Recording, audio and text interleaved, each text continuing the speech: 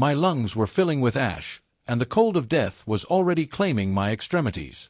On the horizon of Baran, surrounded by the smoking remains of my battalion, I watched the ultimate nightmare approach. A human.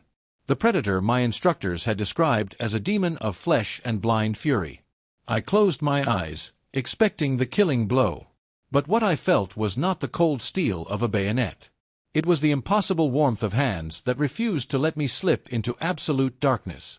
The atmosphere of Baran is a slow poison that seeps through the seals of any armor, a cocktail of sulfur and silicon particles that shreds the alveoli with every breath. There I lay, my exoskeleton fractured and the blue ichor of my species staining the red dust of the ground, watching my own life evaporate under the pale sun of a system that did not want us. I am a Krell, a daughter of the warrior hive, trained from hatching to understand that the universe is a zero-sum game where weakness is a mortal sin and compassion is a biological flaw. They had taught us to fear humans. In our intelligence manuals, they were described as the most erratic and dangerous predators on the galactic periphery. Beings with no natural shells or poisonous stingers, but who compensated with a thermal aggression capable of consuming entire planets. We called them the Obsidian Spectres. And now one of them stood before me, silhouetted against the glow of orbital fire still falling from the sky like tears of flame. The human, whom I would later come to know as Marcus, looked nothing like the killing machines my nightmares had projected. His armor was dented, crusted with mud and soot that obscured the insignias of the Terran Union. Through his polycarbonate visor, I could see his eyes. They were not the unfocused eyes of an insect. They were forward-facing predator eyes, intense, wet, charged with an energy I could not immediately identify. My breathing was an agonized wheeze, a constant reminder that a piece of shrapnel had pierced my second lung. Every beat of my 3 hearts sent waves of electric pain through my nervous system. And yet, the terror I felt at his presence surpassed any physical agony. I expected him to raise his pulse rifle. I expected him to finish the work the artillery had begun. But the human did something that shattered every logical framework I had. He knelt. The weight of his body made the ground crack beneath his reinforced boots. I could smell the metallic tang of his sweat and the ozone emanating from his damaged equipment. Marcus extended one hand, and I recoiled instinctively, dragging my wounded body across sharp rocks, leaving a trail of my own life essence in the dust. An involuntary growl escaped my mandibles, a weak warning that he ignored completely. Instead of subduing and destroying, his fingers, wrapped in tactical gauntlets, began to work with a delicacy that terrified me because it was so foreign. He pulled a medical supply pack from his belt. The hiss of a hemostatic gel applicator filled the air, and before I could process the betrayal of my own instincts, I felt a numbing cold spreading over my open wound. Why? That was the question hammering in my mind as the pain began to yield to the powerful human drugs. In Krell culture, a damaged unit is abandoned so its biomass can be recycled. There are no stretchers in our army. No field medics who risk their hides for a soldier who can no longer hold a weapon. But this human, this supposed frontier monster, was wasting critical resources on an enemy who, only hours earlier, would have tried to tear his head off. I watched as his hands trembled slightly. Not from fear. From the extreme physical exhaustion that only a mammal of his class could endure before his muscles collapsed from lactic acid buildup. He was wounded too. A deep gash crossed his thigh, and red blood, that color that for us symbolizes forbidden warmth, soaked his pants. Yet he did not tend to himself. His eyes remained fixed on my condition, monitoring my breathing rate with an almost religious attention. The crisis erupted when the sky, already darkened by war, filled with a mechanical hum I knew all too well. The Scavengers, autonomous drones from the rebel faction, designed to detect thermal signatures on desolate battlefields and collect any trace of useful technology or organic tissue. The first scanning pulse swept our position, illuminating the ground with a phantom red light. Marcus tensed. His posture changed in a nanosecond, shifting from caregiver to lethal protector. He looked at me, and for the first time, I understood human duality. In those eyes, I saw the capacity for infinite violence in service of absolute compassion. He knew we couldn't hide for long. My damaged exoskeleton emitted a heat signature that was like a beacon for the drone sensors. The human knew this, and yet instead of using me as bait to escape, he began improvising a stretcher from scraps of cable and a burnt cargo tarp. Every second that passed was another step toward mutual detection, and the urgency of the situation felt like a physical weight crushing the air between us. What happened next is something the historians of my race still try to explain through complex probability formulas, but I can only describe as the purest manifestation of human will. Marcus lifted me. He did not drag me. He did not force me to walk. He raised my weight, nearly double his own due to the density of my bone structure, and placed me on his back. I felt the heat of his body through the layers of his uniform. The effort was superhuman. His lungs worked like rusty bellows, emitting loud, forced sounds as he climbed the steep slope of a crater to avoid the drone's line of sight. I could feel his muscles tensing and vibrating under the pressure, his heart beating with a rhythmic fury that resonated against my own chest. It was not the strength of a machine. It was the strength of conscious choice. The scavengers descended.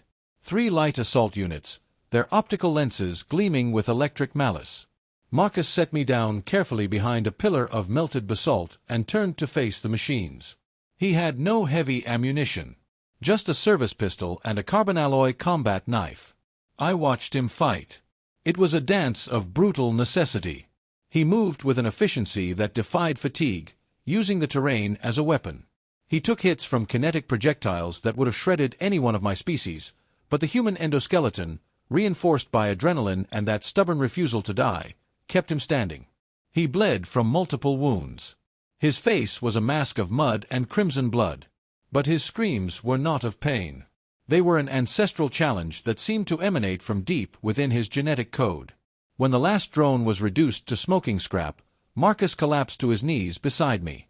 The silence that followed was absolute, broken only by the crackle of mechanical remains and his ragged breathing. I thought he would die there, that his body had finally said enough. But after a few minutes of terrifying stillness, he rose again. His hands, now covered in his own blood, returned to the improvised stretcher. He looked at me, and for the first time, he smiled. It was a strange expression, a contraction of facial muscles that in my culture might be interpreted as a threat, but in this context conveyed an unshakable reassurance. He was telling me, without words, that he would not leave me behind, even if the whole world crumbled around us. 4 hours, he carried me through the Baran Desert. He endured acid sandstorms that burned his exposed skin, shielding me with his own body when the gusts became too intense. He shared his meager water reserve with me, filtering it through a manual device so it would be compatible with my biology. Every time my senses began to fade, I felt his hand squeezing mine, physical contact that served as an anchor to reality. Humans have this terrifying and beautiful ability to transfer their own life force through mere intention. It was not just medicine keeping me alive. It was his determination that I should survive. Finally, we reached the extraction point. It was not a Krell ship, but a human medical transport that had descended in response to his emergency beacon. When the other humans emerged, rifles raised, they stopped cold at the scene. One of their own, a soldier on the brink of death from exhaustion and combat wounds, ferociously guarding an alien who was technically his mortal enemy. Marcus would not let them sedate me or treat me as a prisoner of war until he was sure my vital signs were stabilized. I watched him fall unconscious only when my stretcher was secured inside the transport. In that moment, my species' perception of the galaxy changed forever. The hierarchy of strength, based on who can kill most efficiently, crumbled before the evidence of who can save with the most stubbornness. The shock of my superiors when I was returned in a prisoner exchange weeks later was palpable. They did not seek to understand the military strategy behind the rescue. They sought biological logic. They could not comprehend how an apex predator could feel such deep empathy for its prey. My reports were analyzed by the highest ranks of the Krell Command. They watched the recordings from my internal sensors. They felt, through my data, the warmth of Marcus's hands and the sound of his heart protecting me. There, in the darkness of our council chambers, the seed of doubt was planted, a doubt that would eventually stop the war. Humans possess the power to be the most terrible monsters in the universe. They have the technology to erase suns and the strength to crush empires. Yet they choose, again and again, not to be. That is the true terror they now inspire. Not their capacity for destruction. Their capacity for redemption. My recovery was slow. But every time a new plate of exoskeleton grew over my scars, I remembered that this new skin existed because of a man who had no obligation to help me. The story of Marcus and my rescue on Baran leaked through quantum communication networks, becoming a modern myth that crossed front lines. What began as an isolated act of irrational compassion ended up forcing an unprecedented truce. The leaders of the Krell Confederation were forced to sit at the table with the Terran Union, not out of fear of their weapons, but out of an existential curiosity that threatened to destabilize our entire warrior culture. If strength was not the measure of all things, then our entire society needed to be rebuilt from the foundations. What became known as the Voran Protocols was approved, a series of diplomatic decrees prohibiting the abandonment of wounded on the battlefield, regardless of species. Humans, with their strange morality, had infected the galaxy with the idea that life has intrinsic value beyond its military utility. The status of humans shifted from that of an expansionist plague to a sacred anomaly. We see them now as guardians of a flame that the rest of us had forgotten how to kindle. But not everyone is happy with this new order. In the darkest corners of known space, races that thrive on chaos see human empathy as a weakness to be exploited. I have spent years studying human philosophy, trying to find the origin of that suicidal impulse to save the other. I have discovered that their literature is filled with monsters seeking to become men, and men fearing they might become monsters. Marcus survived his wounds, though he walks with a permanent limp, a daily reminder of the weight he carried on that forgotten planet. We write to each other often. His messages are simple, filled with a mundanity I find fascinating. He talks about the weather on Earth, about his family, about the flowers growing in his garden. These small things are, in truth, the foundations of his power. A being who appreciates the fragility of a flower is the same being who can carry a Krell warrior through a sulphurous hell. Yet, as I reflect on this, a new signal has appeared on our hive's long-range monitors. It is not a human signal, nor Krell, nor any known race. It is something ancient. Something that feels neither empathy nor hatred. Something that only consumes. And most disturbingly, it seems to be heading directly toward human worlds, drawn by the very light of that compassion that saved us. I wonder if the galaxy is ready to see what happens when the gentlest protector is pushed to its limit by a horror that understands no reason. I have seen what a single wounded human can do to save a stranger. I cannot imagine what an entire species will do to save its home. The file you have just listened to is only the prologue to a much deeper and more terrifying transformation. Humanity has awakened something in the void. And the debt my race owes them is about to be collected on the largest battlefield in history. Time is running out. And shadows are moving in the frontier sector. The next record is already being processed, and what it contains will change the way you see the light of the stars. The signal grew stronger each day. I watched it on the hive monitors, a dark ripple spreading through the fabric of spacetime, moving with a purpose that no natural phenomenon possessed. The Krell High Command called it the Silence. Not because it made no noise, but because it absorbed everything. Light. Radiation. Hope. Commander Vex, my superior's voice crackled through the comm, the humans have detected it too. They're calling it the Devourer. I stared at the tactical display.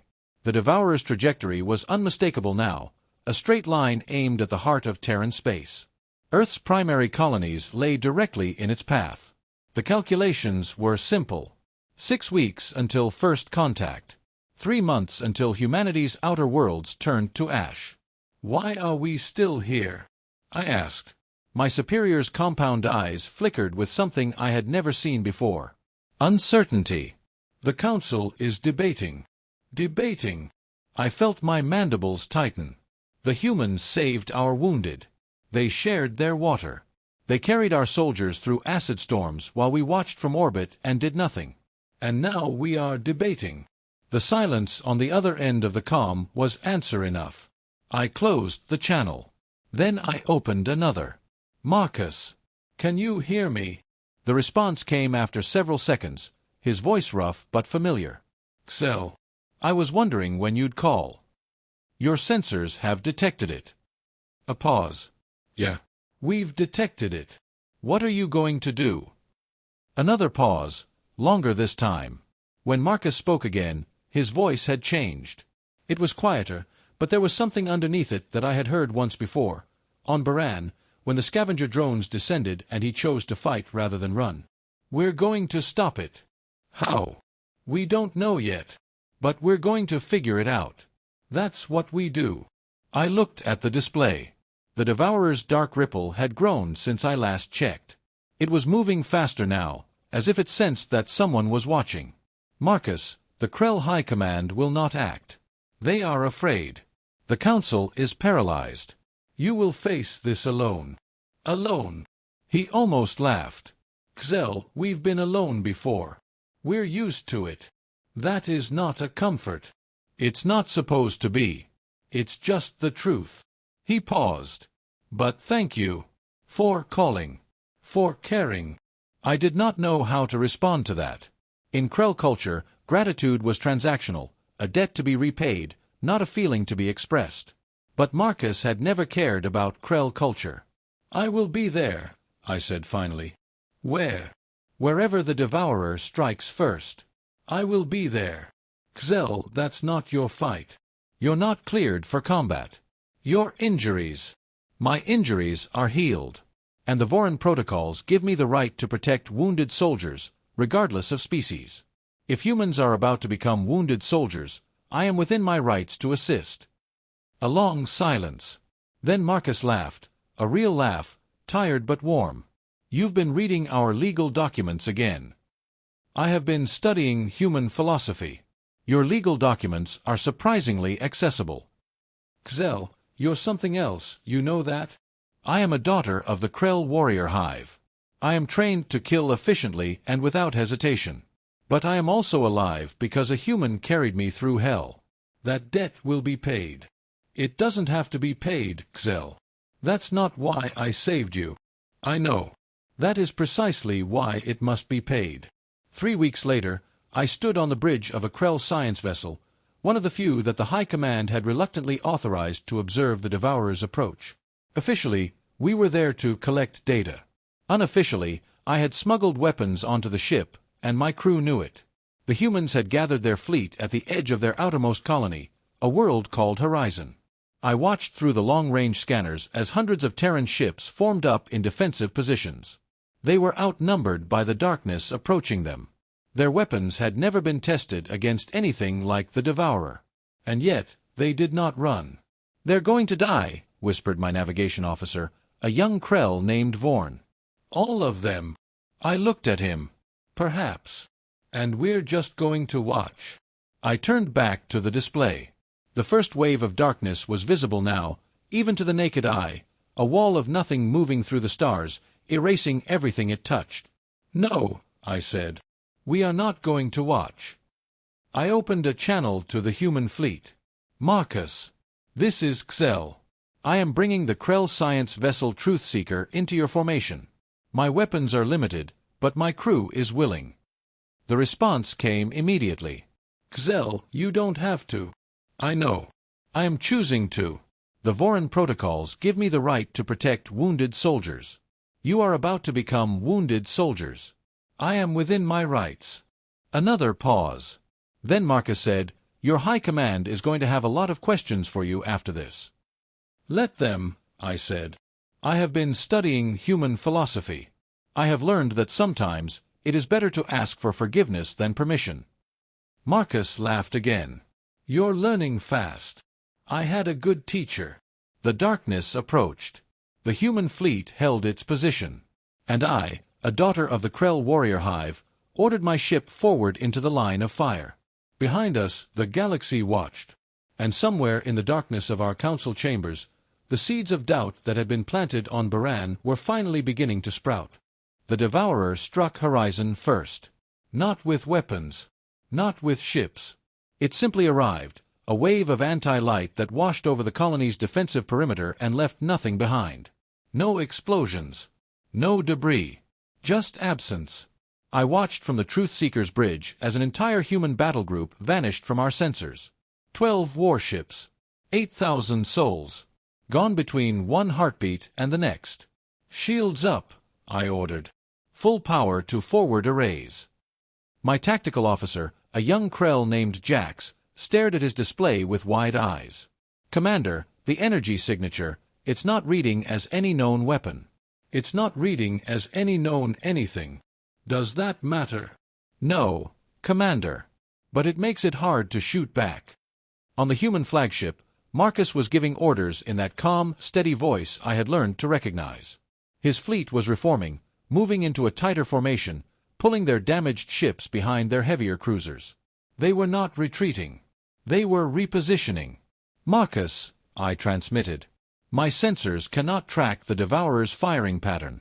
"There is no pattern." "I know," he replied. "We're working on it." "How?" A pause. Then, "We're throwing everything we have at it until something sticks." That was not a strategy. That was desperation. And yet, watching the human ships charge forward into the darkness again and again, I understood something about them that I had missed before. They did not fight because they had a plan. They fought because stopping was not an option. The second wave of darkness came faster than the first.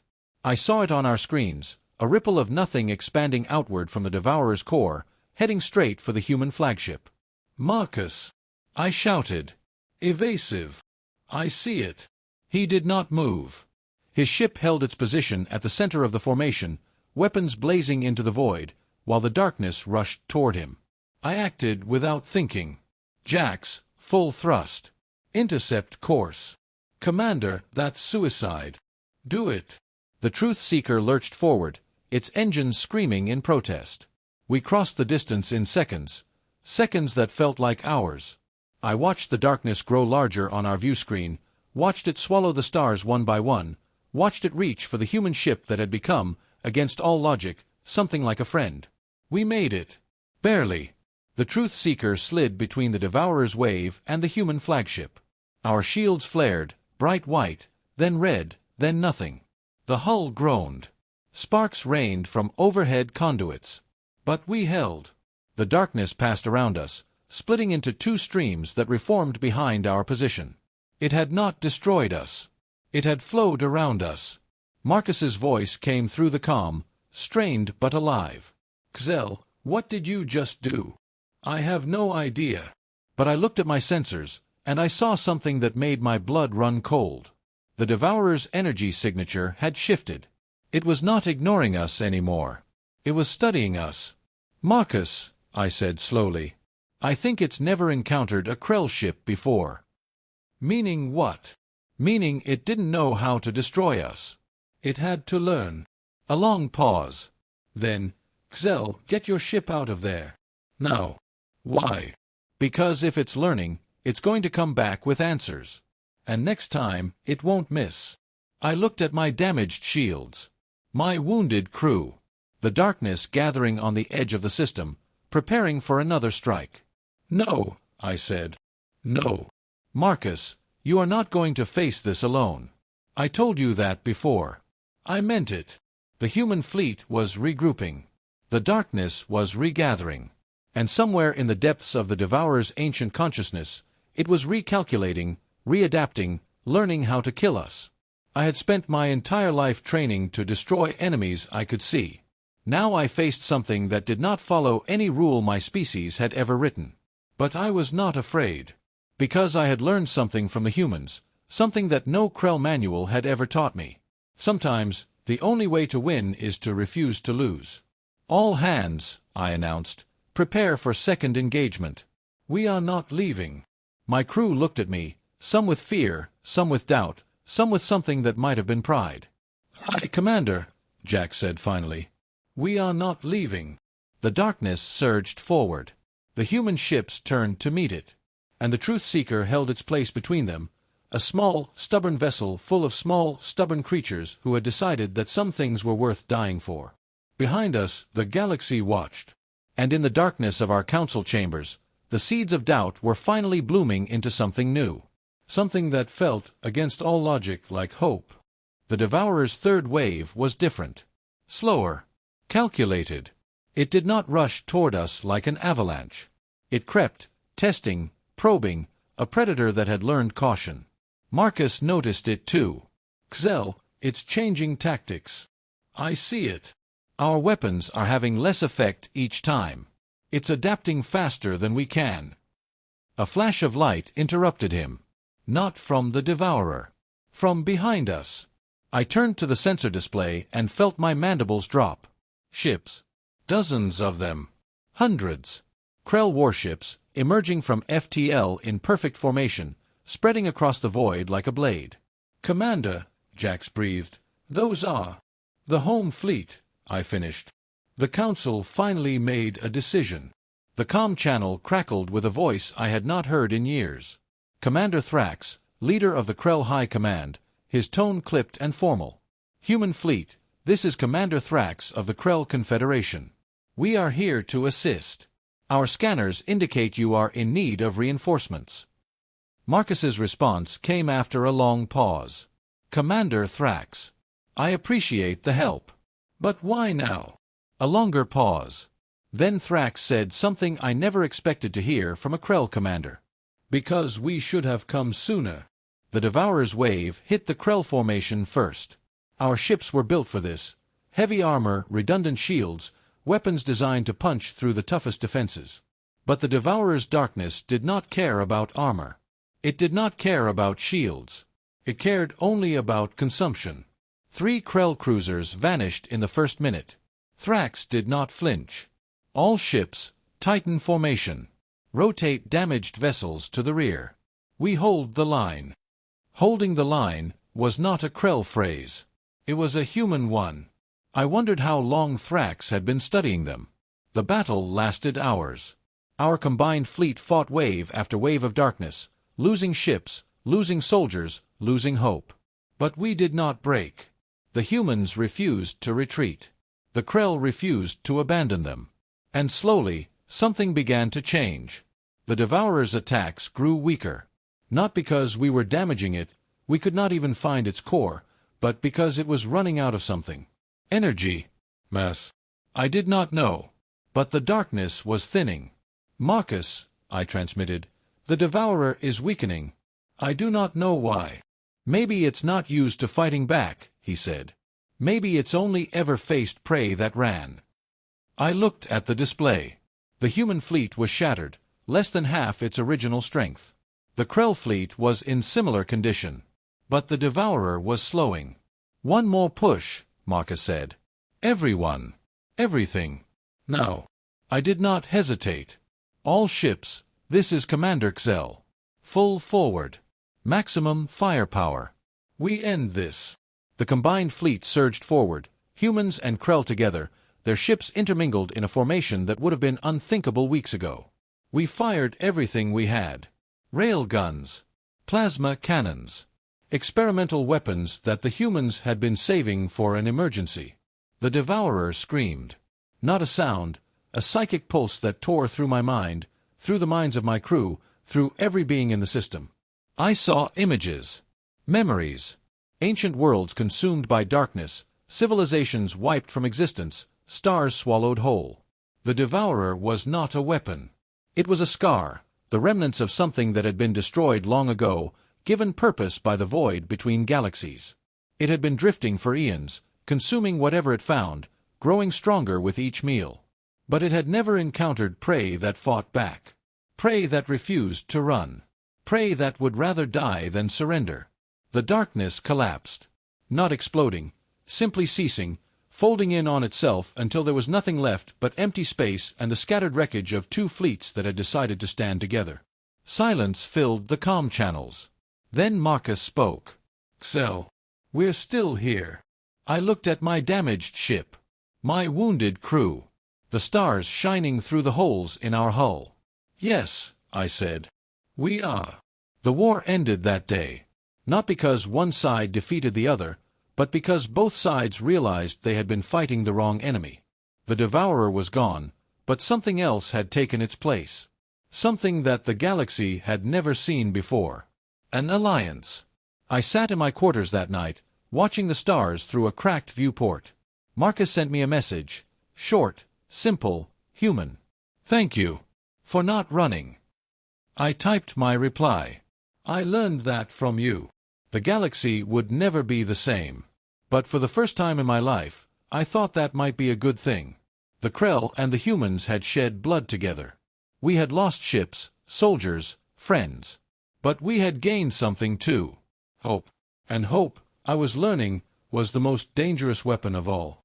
Not because it destroyed enemies. Because it created allies. And allies, it turned out, were much harder to kill. The Devourer's third wave was different. Slower. Calculated. It did not rush toward us like an avalanche. It crept, testing, probing, a predator that had learned caution. Marcus noticed it too. Xel, it's changing tactics. I see it. Our weapons are having less effect each time. It's adapting faster than we can. A flash of light interrupted him. Not from the Devourer. From behind us. I turned to the sensor display and felt my mandibles drop. Ships. Dozens of them. Hundreds. Krell warships, emerging from FTL in perfect formation, spreading across the void like a blade. Commander, Jax breathed. Those are the home fleet, I finished. The Council finally made a decision. The comm channel crackled with a voice I had not heard in years. Commander Thrax, leader of the Krell High Command, his tone clipped and formal. Human fleet, this is Commander Thrax of the Krell Confederation. We are here to assist. Our scanners indicate you are in need of reinforcements. Marcus's response came after a long pause. Commander Thrax, I appreciate the help. But why now? A longer pause. Then Thrax said something I never expected to hear from a Krell commander. Because we should have come sooner. The Devourer's wave hit the Krell formation first. Our ships were built for this. Heavy armor, redundant shields, weapons designed to punch through the toughest defenses. But the Devourer's darkness did not care about armor. It did not care about shields. It cared only about consumption. 3 Krell cruisers vanished in the first minute. Thrax did not flinch. All ships, Titan formation. Rotate damaged vessels to the rear. We hold the line. Holding the line was not a Krell phrase. It was a human one. I wondered how long Thrax had been studying them. The battle lasted hours. Our combined fleet fought wave after wave of darkness, losing ships, losing soldiers, losing hope. But we did not break. The humans refused to retreat. The Krell refused to abandon them. And slowly, something began to change. The Devourer's attacks grew weaker. Not because we were damaging it, we could not even find its core, but because it was running out of something. Energy. Mass. I did not know. But the darkness was thinning. Marcus, I transmitted, the Devourer is weakening. I do not know why. Maybe it's not used to fighting back, he said. Maybe it's only ever faced prey that ran. I looked at the display. The human fleet was shattered, less than half its original strength. The Krell fleet was in similar condition. But the Devourer was slowing. One more push, Marcus said. Everyone. Everything. Now. I did not hesitate. All ships, this is Commander Xel. Full forward. Maximum firepower. We end this. The combined fleet surged forward, humans and Krell together, their ships intermingled in a formation that would have been unthinkable weeks ago. We fired everything we had. Rail guns. Plasma cannons. Experimental weapons that the humans had been saving for an emergency. The Devourer screamed. Not a sound, a psychic pulse that tore through my mind, through the minds of my crew, through every being in the system. I saw images. Memories. Ancient worlds consumed by darkness, civilizations wiped from existence, stars swallowed whole. The Devourer was not a weapon. It was a scar, the remnants of something that had been destroyed long ago, given purpose by the void between galaxies. It had been drifting for eons, consuming whatever it found, growing stronger with each meal. But it had never encountered prey that fought back. Prey that refused to run. Prey that would rather die than surrender. The darkness collapsed. Not exploding, simply ceasing, folding in on itself until there was nothing left but empty space and the scattered wreckage of 2 fleets that had decided to stand together. Silence filled the comm channels. Then Marcus spoke. Xel, we're still here. I looked at my damaged ship. My wounded crew. The stars shining through the holes in our hull. Yes, I said. We are. The war ended that day. Not because one side defeated the other, but because both sides realized they had been fighting the wrong enemy. The Devourer was gone, but something else had taken its place. Something that the galaxy had never seen before. An alliance. I sat in my quarters that night, watching the stars through a cracked viewport. Marcus sent me a message. Short, simple, human. Thank you. For not running. I typed my reply. I learned that from you. The galaxy would never be the same. But for the first time in my life, I thought that might be a good thing. The Krell and the humans had shed blood together. We had lost ships, soldiers, friends. But we had gained something too. Hope. And hope, I was learning, was the most dangerous weapon of all. Not because it destroyed enemies. Because it created allies. And allies, it turned out, were much harder to kill. The Devourer did not die. That was the first thing I learned in the days after the battle. It withdrew, wounded, diminished, but alive. Somewhere in the void between galaxies, it was rebuilding, learning, waiting. The scar had not been erased. Only postponed. But something else had been born. In the weeks that followed, the Krell High Command and the Terran Union signed the Accord of Baran, named for the planet where a human had carried a Krell soldier through hell. The treaty did more than end hostilities. It created something unprecedented, a joint military command, shared technology protocols, and a mutual defense pact that extended across both species' territories. Commander Thrax stood beside Marcus at the signing ceremony. They did not shake hands. Krell did not shake hands, but they stood close enough that their shoulders nearly touched. That was as close to friendship as our species had ever come. I attended the ceremony as a guest of honor. Marcus found me afterward, standing alone by a viewport, watching the stars. "Xel," he said, "you're brooding. I am reflecting. There is a difference. Same thing, different word." I turned to look at him. He walked with a cane now. The damage from Baran had never fully healed, and the battle against the Devourer had added new scars to his collection. But his eyes were the same. Intense. Alive. Unwilling to look away from anything.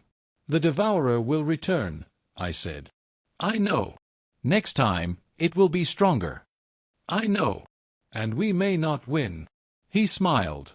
It was the same strange expression I had seen on Baran, the one that had terrified me at first, and now, somehow, comforted me. "Xel, we've been losing for most of our history. We're used to it. But we're also used to getting back up. That is not a strategy. No. It's a promise." I did not know what to say to that.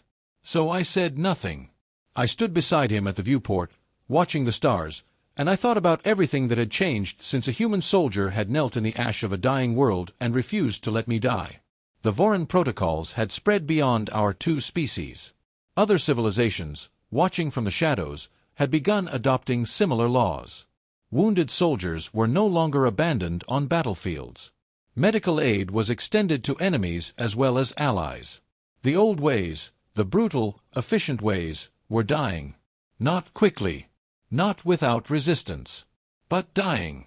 Marcus shifted his weight, leaning on his cane. "You're going back to the hive?" "Yes. My crew needs me. They're going to promote you. They are going to court-martial me. I disobeyed direct orders. You saved my ship. You saved my crew. You saved," he paused, searching for words, "you saved the idea that we could work together. That is not a defense. It's the truth. And the truth is usually a pretty good defense." I looked at him for a long moment. "Marcus, thank you. For not leaving me on Baran." He looked back at me. "You already repaid that debt, Xel. 100 times over." "I was not repaying a debt. I was doing what you taught me." "What did I teach you?" I thought about it. The scavenger drones. The acid storms. The weight of his body against mine as he carried me through hell. That being strong is not about winning. It is about refusing to lose.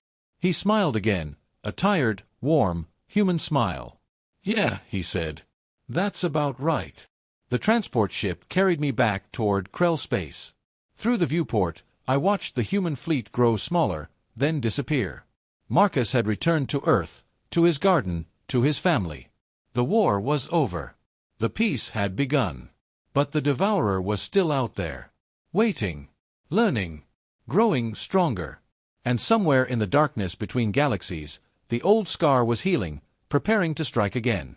I did not know if we would win the next battle. I did not know if the alliance between humans and Krell would hold, or if the old hatreds would resurface, or if the galaxy would slide back into the brutal hierarchies that had defined it for so long. But I knew one thing. When the darkness came again, I would not face it alone. I would face it beside the most stubborn, irrational, compassionate species in the universe. The species that had looked at a dying enemy and seen someone worth saving. I closed my eyes and listened to the hum of the engines. Somewhere ahead, my hive waited. Somewhere behind, my friends. And somewhere in the void, the devourer dreamed of consuming us all. Let it dream. We would be ready. Not because we were stronger. Because we had learned to stand together. And standing together, I had discovered, was the most powerful weapon of all. 1 year after the Battle of Horizon, I stood on Earth for the first time. The sky was blue, not the orange of Baran, not the deep violet of Krell space, but blue. Unfamiliar. Beautiful. Marcus met me at the landing field. He walked without his cane now, though his limp remained, a reminder of everything he had carried. He smiled when he saw me. "Xel, you came. You invited me. I didn't think you'd actually show up. I am a creature of habit. You invited. I came. That is how invitations work." He laughed. It was a good sound, warm and unguarded. I had learned to appreciate human laughter over the past year. It was nothing like Krell communication, imprecise, emotional, inefficient. But it was genuine. We walked through his garden.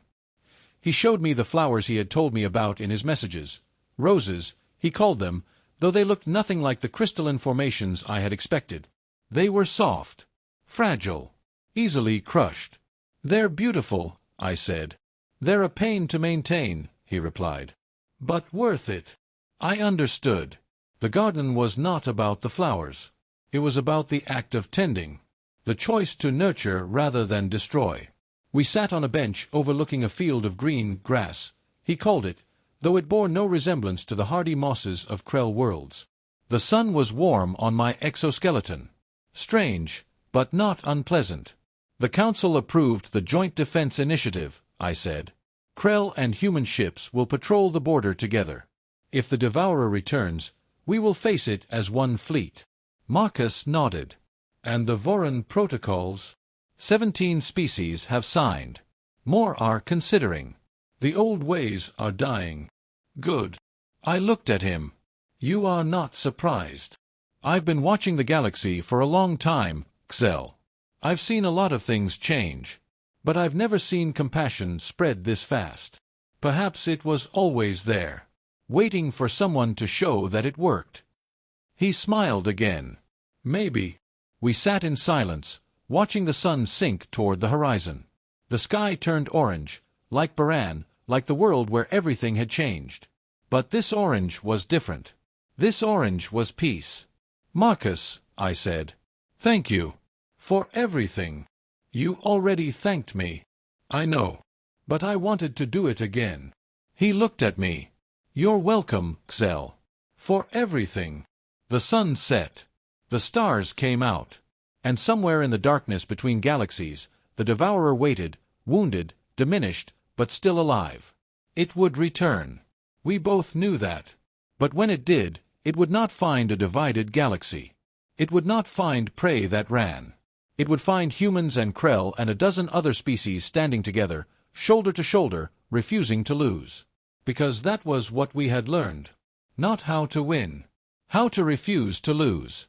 And sometimes that was enough. I stood up. I should go. My ship leaves at dawn. Marcus stood too, wincing slightly as he put weight on his bad leg. "Come back any time. The garden will be here. I will hold you to that." We did not shake hands. We did not embrace. That was not our way. But I touched my forehead to his, a Krell gesture of respect that I had never offered anyone outside my hive. He did not flinch. He simply nodded. "Safe travels, Xel. Safe garden, Marcus." I walked back toward the transport, toward my ship, toward the stars. Behind me, The human stood in his garden, surrounded by fragile flowers, watching me go. The war was over. The peace had begun. And somewhere in the void, the devourer dreamed of consuming us all. Let it dream. We would be ready, because we had learned to stand together. And standing together, I had discovered, was the most powerful weapon in the universe. Not stronger than darkness, but stubborn enough to outlast it. I climbed aboard the transport. The engines hummed to life. Through the viewport, I watched Earth grow small, a blue marble hanging in the void. "Take me home," I said. The ship rose toward the stars. And the galaxy, for the first time in a very long time, felt almost safe.